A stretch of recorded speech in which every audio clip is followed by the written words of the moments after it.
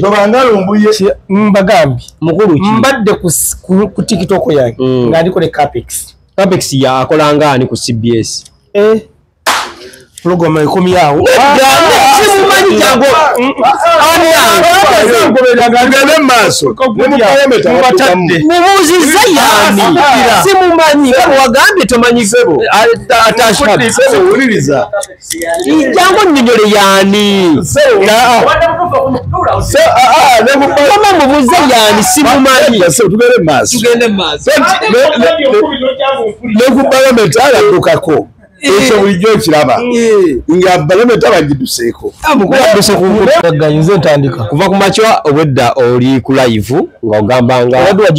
nga CBS bwe yakyusakyusizaamu abakozi baayo puroguramu egenda okugwa kino kidiridde oluvannyuma lwa puroguramu ya CBS Kalasamayanzi ate okugibwawo abapresenta baayo ne babateeka mu mukeeze n'erinnya ne liggibwawo ne baleetamu Urban Tunes yakolanga ku Bukedde radio bakanaabe yakolanga ko Saimo ticha ogimanyi bulungi yayitaawo Washing Bay kakati tuzze direct ku CBS FM ewa Kabaka bwa Buganda era CBS eyo Ssaabasajja Kabaka yagamba nti guno mulembe Mutebi babe mu kibiri balimere balina mulembe Omutebi myaka 75 atambule mulembe Omutebi mulembe gwalimu Omutebi kitegedde bulungi programu CBS nga zetambula radio ekyasize kuleta abantu nga bamanyikirwa ne bafuuka ab'amaanyi yo point nkulu nnyo kitegedde bulungi CBS ne BBS kubanga badala n'abatanza abantu ensi yali tebamanyi obuuli awo naye ne bajja mukama n'abuwa na blessing ate bafika ne programu zaabwe bakyala babitibwa mukyala dala n'abatanza oyo ne nono mulala yani Florence Nampi ina Tasha B banji nnyo Tasha B yali wate akola ne Jackstar simanyi Jackstar Tasha bwe mumanyi ate osibako musibe bano abajjamu abantu amaanyi omumanyi kati aho twasinkana tukola ki tolaba kagundi we program roundabout yajakastangira nezo nakyalayo ko anti Kaspat uli yalaba mabina ye nakyalayo nkasiga omukazi Samula batenze kale kati wenyo tazeewo kunyoma abantu kale Tashabi bwogambye yakola n'omukulu Jakasta nkutumidde kwa kubanza sikulabangako kakati CBS eyo ezze ekola ennongoosereza okusinziira nga yo omukyala gwe bajje mu program Kalasamayanzi Titi Tabero wagumanyi nga Titi yali akola program ebbaluwa ku Beat FM segede bulungi Titi omwadde nyama ojiwadde ali ku bombi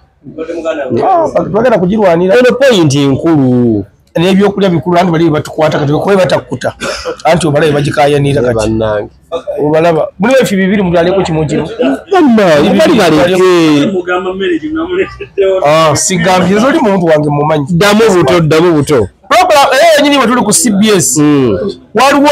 omukyalo yaliko Titi eyibira mu Cadiz Band yali akola program gwe nasoma okulaba nga asoma ebbaluwa kati yamulongwa biri gyasoma nga agisobola ku Beat yagisomako ne ku NBS we mbasera bidde mbalo focus ye waabo gye baali eyo ku NBS we kiri focus yakyalanga yakolanga yo show era ngeri mu bintu bya kuyamba oba weebityo naye ku Beat gyasomera ebbaluwa kati wava ku Beat eyamuddira mu bigere bwavulako ne South Africa asoma bwa presenter ani tomumanyi Rebecca Jingo bamutwali South Africa wempulira oba yakoma mukuba yagenda simanyi yatuuka naye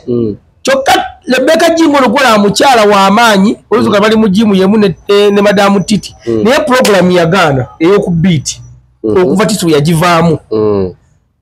ne bamuleeta ku CBS era ku CBS ayo bamuleeta naye yali etagadde laba mukama wamuyamba n'afuna kwefu ne bakwataga Lady and Wizo ne bakwataga program Kalasamayanzi ne bayamanyi era nkulayirira Kachumbali ye program ebadde esinga okuwulizibwa ku radio CBS nga gwe oba tugerera ku majority y'abantu soka kyabwe abajjewa sanga kugerera kuwulira gwe batotegeera anti mbuulira kati tubala obulango obadde buyita mu Kalasamayanzi obw'ebivvulu bubadde bumekana announcement oba ne programu endala Kalasa Mayanzi erina basaponsa bameka era ndaziranga ko tubalire programu tetambula etya kubanga erina mu MTN era mu Jutu Kalasa Solutions erina mu sibala abalala bangi tobamenya wano sorry tujja kubajjamu erina mu basaponsa kakati okwata basaponsa abali mu programu ya Titi ne Kwefu n'okwata n'abali mu wawale n'abambazira Tony olaba basinga basaponsa era ogera schedule obulango Kalasa Mayanzi bwefulumya ezo kubaka mu programu ya bafunye obulango nga owamu obulango busatu oba buna kati kazienda tuyirawo kamu Kalasa Mayanzi esinga kkirizo bagaana kati programu zo za mirundi ebiri waliwo programu kati oba kitegera obweka kikwawulire bwenti mukulu Semakula nga ayimba ne Gravity nga ayimba bona baba nabo wagizira nga bantu naye njawulo ebaawo abali wa mukulu Semakula so bali wa Gravity okay kitegedde bulungi kakati abantu abala programu kkirizo obagaana bannabyabufuzi era tosobola kusanga Kasipati oba Jingu nga atudde ng'abawuliriza kubanga ebintu tabitegeera kyokka tosobola okusanga Mwami Mawa ng'abawuliriza nnyo era nze obwedda ndi waka nga ndi ku CBS mbadde mpuliriza ogundi abaddeko awo ebadde bafuzeera bebadde ndi mu kuwuliriza palamenti yaffe era ebadde sibeera okunsiba ewaka kati ssaawa ya leero programu ya Titi Kalasa Mayanzi tukize tugambe nti yeewungadde esinga okubeeza amaanyi waddira ogambye ani nani Brandon ne Asha Nabs ebagenda okudda mu gundi eyo mbagaliza obuwanguzi era sibalinaako mutawaana naye kyenyinza okubaka bakiri ekintu eki bagudde mu ngatta ennene ate bagenda kudda mu pulogulaamu y'abano bo balina pulogulaamu yaabwe era mpulidde ogamba eri bagitumye batya Urban Tune si kya luzungu CBS nga ekola tyemula maji oluzungu nga radio ya Buganda abasajja awo wennyini nga tetunaba kujja kyakugwa kanyanirize omukulu Mawa ogamba otya ndi bulungi mugamba mutya ensonga za Devi oziwulidde ensonga za Devi asinazigendako badde nsaba unzikirize ntegeeza abantu nti tutudde wano H&M Haji Ali Nambiru ayagala ekyokulya ekyokunywa chai omulungi ojja wane Haji Ali Nambiru ojja kuba okafuna bulungi ka chai nga nzize ku mulamwa ya muto wange aganye okuboogera abantu amazima to wange yanyize oba mukwano gwe nnyo nfanfe okubanga alabika programu gye bakoze eki gye bakyusizza so nsingo soko okwebaza muto wange ekirungi kyabadde agoberera bintu byonna era abyogedde naye bw'abadde ayogera programu ezizze zigwa nga bakyusizza bapurezenta n'abazituulamu amenye balendiyo ndala tamenye ba CBS tamenye baani aba CBS twapadde mu kusaba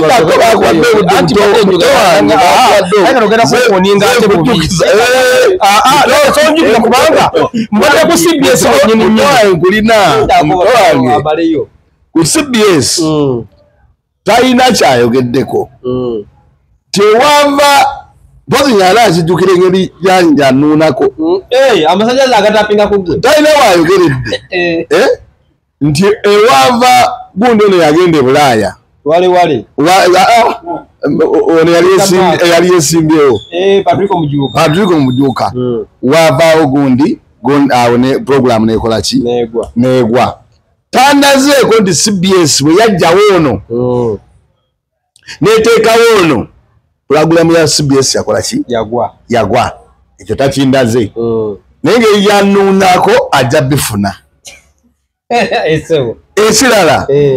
CBS programu ezisinga okuwulizibwa ku CBS programu esooka bagiyita kalisoliso abali awo muteeke mu Google mulabe yeyokumaca kalisoliso eyokubiri esinga okulirizibwa ebeera gye bayita kkiriza obagaana muteekemu awo mukole ki banoonyereze kkiriza obagala ki omukugumawa muteekemu awo munoonyereze abali ku Google abali eri mu audience mbasaba puroguramu eyokusatu sigimanyi naye yakwefu teriimu eyakwefu teriimu waliwo puroguramu ey'olweggulo ey'omukyalo ono Ani Sebunya ogimanyi eya Ani Sebunya yali era olweggulo yali agikola ne Patrico n'akola ne ku makya eno gye baakola ki eyo yakubiri James and Seven ali mu audience anjijukizza eyo yeyokusatu kutwala nokwefu omulabe nga najja tukira mu yomusanvu musajjawo eyokuna yeyo kwefu ndowooza mwakola ki mwabadde kalasamayanzi naye puroguramu zino erumu waliwo ezibifuula okuba ez'amaanyi namuto yange yakyogeddeko kyo nange ne munuunako tiwaliwo puroguramu eziwulirwa ab'emizigo waliwo puroguramu eziwulirwa abantu ennyo nga bali ewaka ate olusinga bebakola waliwo puroguramu eziwulirwa mu biseera nga oluuzi abantu banyuse kyokola abeeyo James and Gundi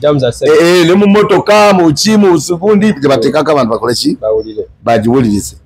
naye kino kyebagamba nti CBS kuba omulamwa guli nti CBS bwejjawo omuntu oba ledi ezimu wezijjawo abantu zigwa ekyo kituufu naye ate CBS si bweri terimu ekyo kika kya program gye bajjako mu terimu kika kya program ku CBS okwaliko omusajja yali asoma amawulire nga bamuyita Kaddu Mukasa namuwulirako nga ffenna nga nange nkyali nga muto wange nga sinayiga kunoonyereza nga Kaddu Mukasa bw'atasoma amawulire Kaddu Mukasa nga bw'atasoma amawulire ogamba ate ani anaakola ki anaagasoma Kaddu Mukasa n'agenda amawulire ne waddwawo omusajja omulala awo oba yali ani awo Barnaba atajja muvaayo omusajja bamukwatako nti atunda n'enjaga n'agenda ebweru bamuyitaani mwerabidde naye ne bamuteekako najja n'asoma amawulire tutajulira ani Kaddu Mukasa twali tuli awo ne bajja baleeta gundi ono ani Barunabba n'asoma amawulire netugamba nti Barunabba agasoma teri amusinga Barunabba n'avaawo ng'agenze mu byobufuzi Emityana ne bajja bavumbula omusajja gwe bayita Zambaale Blessing Mukasa Zambaale Blessing Mukasa n'agasoma ne tugamba nti ate Zambaale yasinga kakati abantu bangi byesijja kumala kubanga obudde nyawe muto wange kati ate kubanga asobola okukola debate eno mu balambulukufu nga tanyize lwa mukwano gwe kwefu kubanga ye yekkiriza amazima yakola ki yamuluma puroguramu CBS ezze eguluminga abantu betutasuubira na kusuubira nti balisobola okukola olaba CBS we yali ejja mu kutandikawo yanena abantu mulindwa mungu yali asala nviiri nga kinyozi ne bamuleeta ntusuubira nti asobola n'okukola puroguramu ensi nekola ki neewunya bakatolubwama ba Abe Mukiibi baali bazannya mizannyo in fact CBS ndowooza yasooka n'okukozesa bannakatemba abo abagundi ndowooza n'endala nezikola ki nezigoberera ne baleeta bakatolubwama ne baleeta bagundi abaali abakulu b'amasimu abo Made in Sereko kitegeeza na abaana Brandon ne CBS egenda okuleeta omuntu era emaze omutunuulira n'omwekkenenya in fact ebiseera ebisinga babeerayo eyo munda nga bakola nga tebakola ki nga ffe tetumanyi naye mulimu puroguramu ezitagala kati ngendo eyagundi ono yafa ono omwana yali aweereza kadonkamu Maaka Makumbi bo baabulwa omuntu omutuufu akola ki addawo ku Maaka Makumbi nze gwe ndaba gwa yali akola noono omukyala era omukulukulu oyo si Ani Sebunya wali omukyala omulala yalina woteeri awo Amira bali bakola na Amira yani ajati Amira naye program ezo ndoza CBS je kyatagaddeko lenge ebisere bisinga CBS bebereeta abantu ebadonyerezako CBS je yava okuleeta Patrick Mujuka twamanya nenga ata ayali mu abali bakolawo awo wa Patrick Mujuka nga tugamba nti siwedde kubanga CBS ekyasinga gisuuka nti bana abasajja super abakozi abasinga aba CBS bava ku super I mean bagenda ku super abasinga abaliwo nga basoma amawulire bagenda ku super Sematimba n'agenda nabo ne CBS yaddamu neberange ina abantu era nekola naki abo wenyini so njagala abantu mu mutima mulungi abaana bano babawo obudde kwefu si abadde ndi yalina erinnya ennyo oba yalina amaanyi ennyo ku radio yebadde y'amaanyi era ebaddewo ebbanga ddene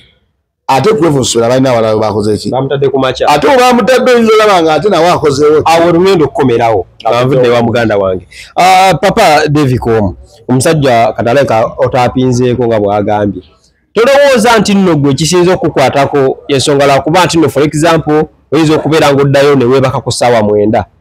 ozuuka ssaawa nga 4 nga bakwefu batandise n'obawuliza bulungi nnyo kigwe ekikulumye tyolaagenda ozuuka nga bamaze okukola ng'ate obadde oyisa obulango bwo kwabbo kati bagenda tandika 12 ng'ate obeera oyingira buyingizi nnyumba sooka otangaazeemu awo kyogamba ekyo namwanji yakoleranga mu ssaawa ze namuwulirirangamu kyogamba full dose yakolanga misana wali tonneebako eyo yakolanga misana kiro ssaawa 9 kyogamba mukuliko ey'okusimba yalinga ya kiro yali yakawungeeza oba otunula kindowooza okiraba nti bwe puroguramu gye nkumenyedde eyina amaanyi gayo mu budde bwayo abakati ekizibu kye tulina bannayuganda ebiseera ebisinga gwe ne munno muwuliriza kuddamu temuwuliriza kuyiga ne munange mawa era agambye mbusoogedde gwe munyini kyamukisa mulungi nze sinnakubira gwe nkubira ogambye wenda bikulayivu nkulabye nga nkakasa era ompulidde nga ndewa Patrick Mujuka awo oba tuweerabe oba okakasa nga ondabye ompulidde nga obusungu badde bulungi nnyo asitubale ku kyabusungu agambye soogedde ku bali nenkugamba oba okakasa nga ondabye kulayivu tompulidde nga mboogera kakitegeeza ye munywanyi wange wano abadde ajja kuddamu naye tabuuza kuyiga obwedda kubanga omupuroguramu mbadde nagitandise dda ku live nduza ku ssaawa nga 5 era mbaddeko ne Kaspat naye azzeeko Apex agizeeko kubanga nduza essaawa nga 4 oku CBS so si busungu bwe bukwogeza ate nze nkola Mmengo kati ki ekigendo gisuula kyolaba CBS nga yo tegwa ne puroguramu eyo ne puroguramu nti essaawa ya leero kachumbali kankubula ekintu kiri kimu TV kwokola ogiraba zinali sigimanyi kituufu owangamba tokola ku TV naginoonya ngitegeere era nyizo ga ku TV yamugenda ku puroguramu mmeka nakeyo gyobera ku kyokka sigimanyi naye ne mind kyali wanga era puroguramu gyakola ku makya nze era TV nzeda akasimanyi puroguramu zaatu zibakola naye nga nzira bakola kuliko bakyali bange kali ne mulangiro era puroguramu era ziraga no gyawatudde n'omuntu ono wano kitegeeza business woze tukola olw'emikwano gyaffe from example ndimbadde mu kivu kya Sophie Nantongo nga kwefa kulalaga mwati kubalamu ku CBS kitegedde bulungi olw'okuba tulina enkolagane bano abaana abajja bambi bebisabisa bajja balina amalala omanye okufuna kaadi ya CBS obanga alina visa ya America ogabe baani abazze naye kati kagambeko omwana abo abazze Brandon abadde akola ku likodi kuva ssaawa 4 mpaka ssaawa 9 omuntu omu akola puroguramu eyo obudde obwo okuva ssaawa 4 mpaka ssaawa 9 okuva ssaawa 4 ez'emisana mpaka ssaawa 9 kitegeeza abadde akolako bw'omu wuliriza lwaki abadde akolako bw'omu abadde lwaki talina lugendo edduuka eribbesupamaketi ebeeramu omuntu omu anti wuliriza mbadde nkyakumalirayo maybe omwana oyo mutegeere kitegeeza CBS weegenda okukulabira nti nolabwa akola essaawa ezo zonna naye nga mulungi bwe tumuleta wantu essaawa 2 kiba kiri nga dokita kwefu yennyini bw'ogambye bwe bamusportinga okuva gye yali akola ku Tiger akola budde bungi nnyo ne bamujera mu bantu bagande kite kitava ku Sengejjero tolulira nko olugero kati anti kwefu nayo waliwo supermarketing eri busy neberamu omuntu omu anti radio tebadde na sente nekikubuuza kirala oddamu kirala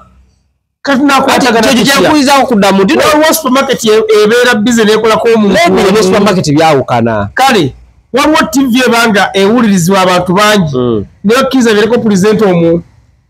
amedda kuba batefuna sente obudde badde bamuwa kuki Record FM nze simanyi nawe sigiwuliranga nako Record FM togimanyi okugiwulira nengamba sigiteganga budde ki bw'otegeramu radio bwe mbafunye obeera otambula waneno mu Makindye budde ki bw'otegeramu radio nakyo kikusumbuwa omanyi ku radio nteekeddwa kutambula nayo ku muntu omanyi n'essimu zaffe zibaako radio kale kye kikusumbuwa obudde buno mu radio program kyeriko radio gyoga nno mu radio zonna kati kati kweziri ngamba program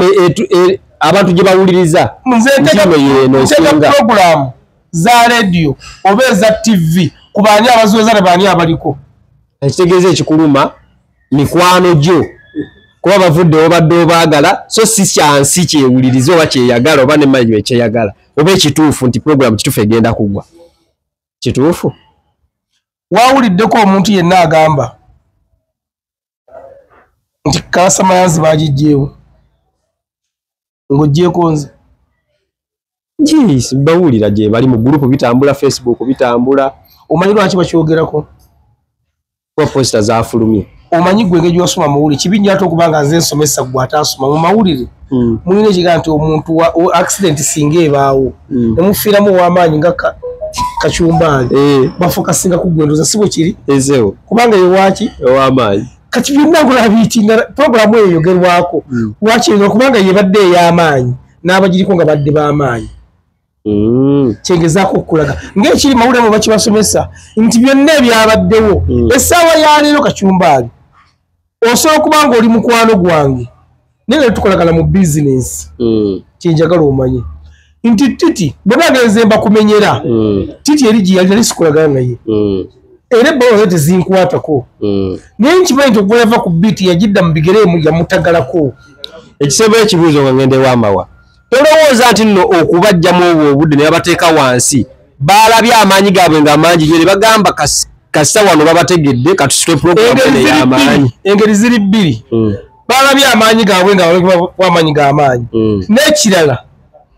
wefomu babadde mu CBS wano obudde badde bamuwa abadde yenjogera yonna abantu b'emmengo tebakkaanya nayo etya anti kwefuwa Bobi Wine nnyo kizeemu ebyobufuzi kibatakkaanya naye ye yenjogera bbiri badde omulyanga akuloosegerera nga kakati ono nno kalamuteeke wansi bade agenda oggoloka nga bakyasobola kuwuliriza bigambo bye awo enkubuuliza mu budde bwa TV oba radio pulogulaamu ki budde ki obubeerako obw'amaanyi ennyo bw'osobola okuteekamu abantu abalina potential okusobola okuggyayo ekintu kyo ky'oyagala misana akawungeezi oba kiro anti wakumakya waliwo omuntu galina pulogulaamu ekawungeezi ng'abantu bagiwuliriza waliwo omuntu galina pulogulaamu ekiro ng'era abantu bagiwuliriza kati ebiseera ebisinga zi pulogulaamu zino abantu omuntu azimba audience ye okusinziira mu budde bw'abakoleramu pulogulaamu eyo n'abaka audience ye eyo n'agenda kubanga genda ku example ya full dose yabangayo kiro naye ng'abantu osanga kwebali nga batudde era ndowooza wembaserabidde katongole omukulu oleka yava ku full dose eyo eyinza okuba nga yakkamukko wansi ontiina amawulire ga TV emu ekawungeezi oyita awantu wonna mabala gegakola ki kyokka ate nga ne TV edamu obudde ziina pulogulaamu ze ez'enjawulo kakati osanga ku CBS ku ssaawa 3 nga kuliko amawulire nobanga wayita wonna wabali kuteka CBS nga buli gakola ki twabeerako edda nze ngaakyaba ku Majestic nga omusumba Bujingo nga buli wayita mu bwakedde olwosanga bawulira njiri nga buli wayita wonna akedde olwosanga alina akareediyo bawulira njiri ya musumba Bujingo ona buli aswiki nga nava ku njiri era agiza ku Bobi Wine sitakikyalina bw'ogiwuliriza kakati omuntu azimba pulogulaamu ye n'azimba abagiwuliriza naba nga bamugoberera mu budde bwebaayo so babalinyisiza bakakkanyiza amadaala eno program gyabateddeko wansi bayagadde bagisitule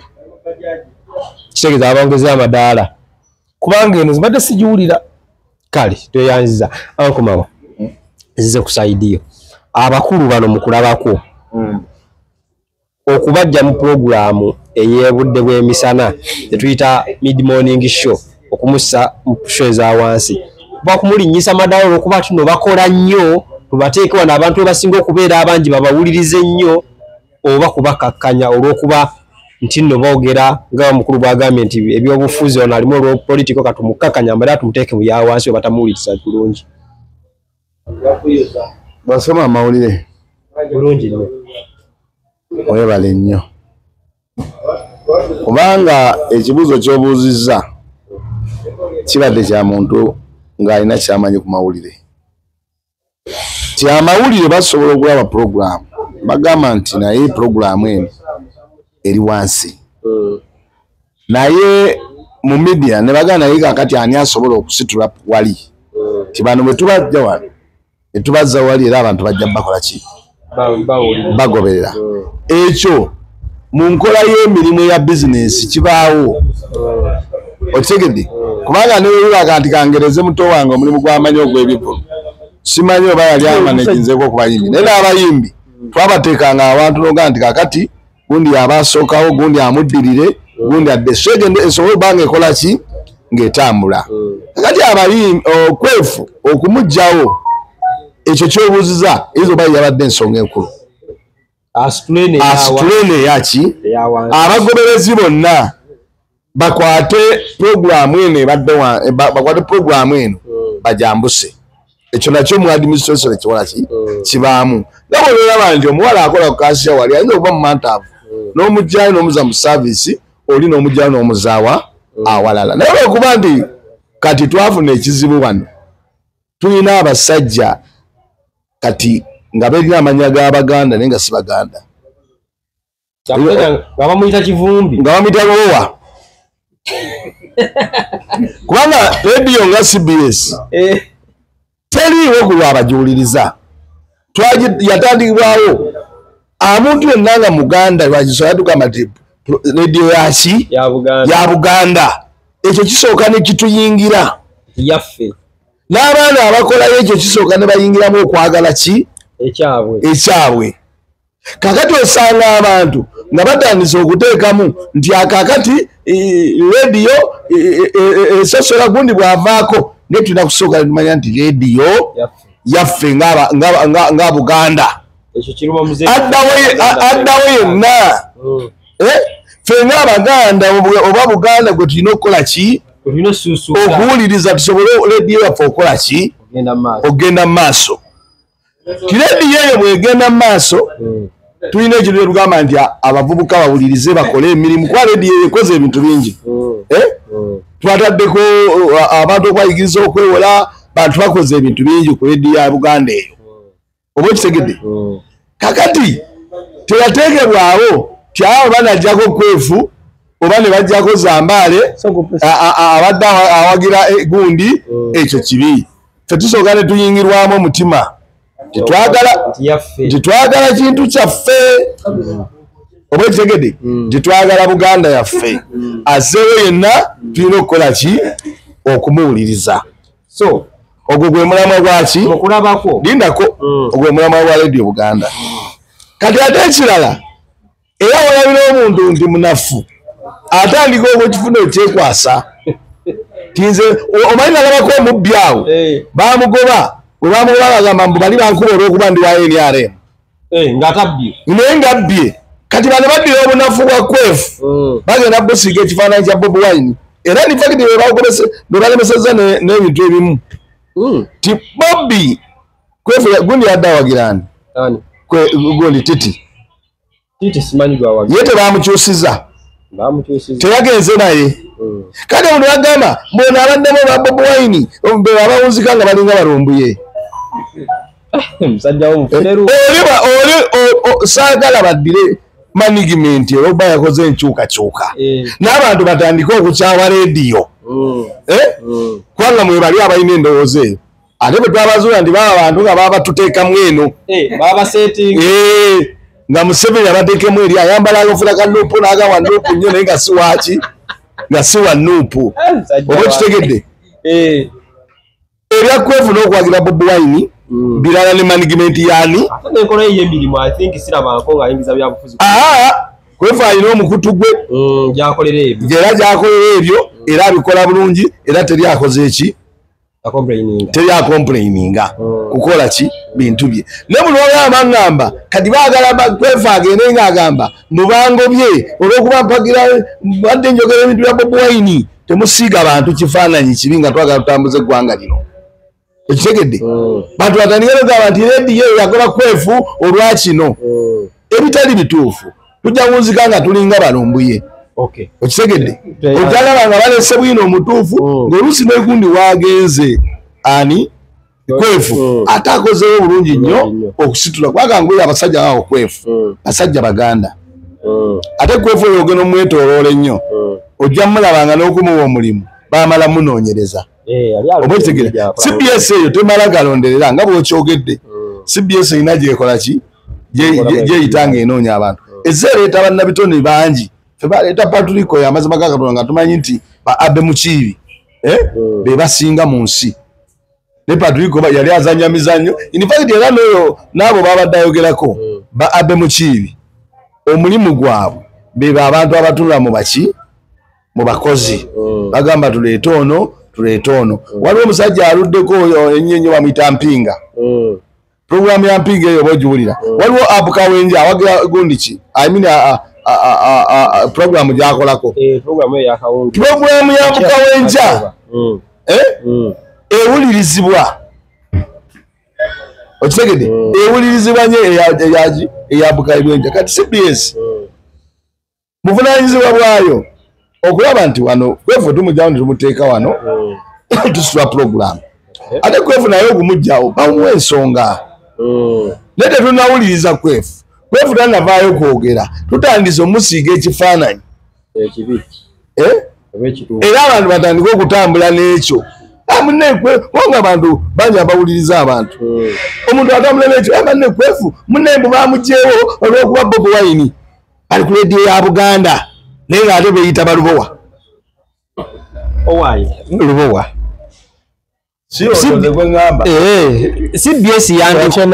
CBS yandikoze kasogeziremu kwadagamba nze katomanye obutebuuza kibi butambuza amazzi kyovula amazzi gasula gatambula ekyo yenga omuntu n'aba yeebase sira gabuuza ku mutonzi gandifunye parking omusajja obayitako jjo omugezi omumanyi ojjo omugezi erinnya ndiwulira ali bweru ojjukira ekibuuzo ng'abuuza Medi Nsereko lwaki oba takyala ku CBS Medi Nsereko yamuddamu atya mbibuuza oba kasinze Katikkiro omusajja bayita Kapalaga Bayibo omumanyi yali akola ku rediyo Simba yali akola ali ku programu n'agamba eyo programu yange gye ngenda okusembayo okukola singa njogera ebigambo ng'ebabiganye bakama bange nfuma bufulumi